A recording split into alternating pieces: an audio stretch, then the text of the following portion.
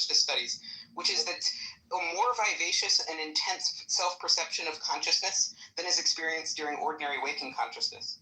And these people have brains, right? But there's no brain activity associated with their consciousness at that time. There's still a brain, though. That's my point. No, they're not a brain. You're saying you're claiming they're identical to a brain. If it's a human being, that's what I'm denying. They're a soul. In nature, it has a brain. No. But that's the thing. That's your assumption. That's your assumption. But you haven't evidenced that assumption, and all the evidence that I'm pointing to contradicts the assumption. It's effectively true that there's a human being that has a brain going through these procedures. No, but here's the thing you don't understand.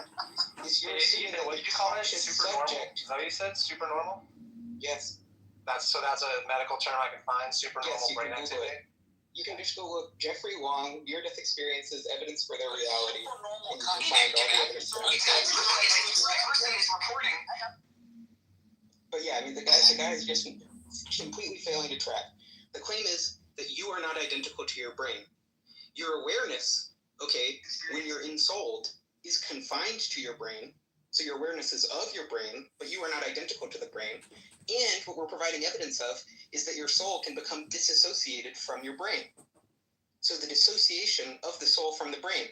And what would be able to evidence that? If all the correlates of consciousness during normal waking consciousness were absent, and yet supernormal consciousness were present. And that's exactly what we have evidence of in the near-death experiences cases.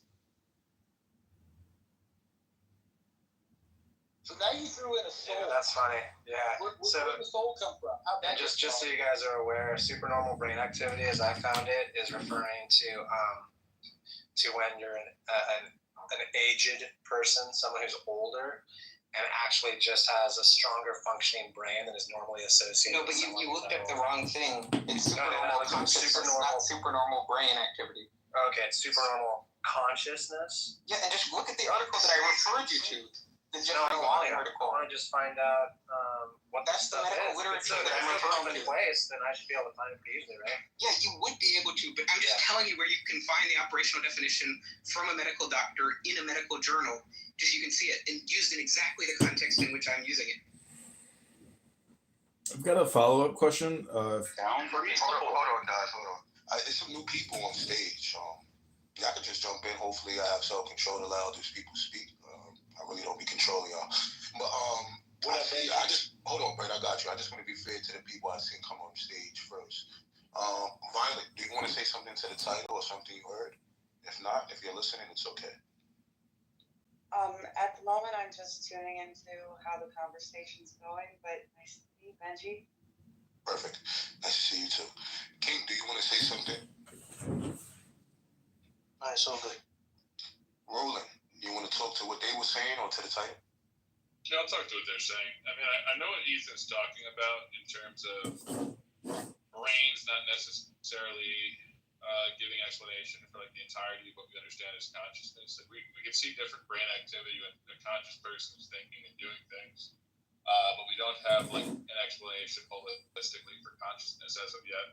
I do think, though, that the types of things we see in terms of when people have accidents and so forth and who they are fundamentally changes as a result of their brain changing, to me, it is somewhat indicative of the fact that the brain, in some capacity, is responsible for that.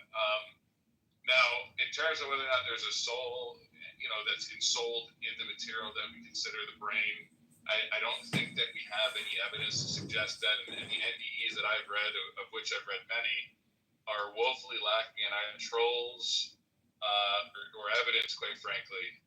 So I'd be highly skeptical. I'm driving right now. I can't read if he posts an article about an NDE, but I've yet to find any that were even minorly convincing in any kind of significant way. So I'd be interested to see what it said, but as of right now, I don't really have any reason to think that there's some kind of like ensoulment within the brain and then that's operating the physical body, and that is in some way limited by that body, in terms of injury or things like that. But I do know what Ethan's saying. I don't necessarily agree with it, though. Do you want to respond to him before we move on to the next person? Yeah, I mean, first is basically it's a review of tens of thousands of near-death experiences. So there's like a quantitative analysis of this data set. where there's this basically near-death experience research foundation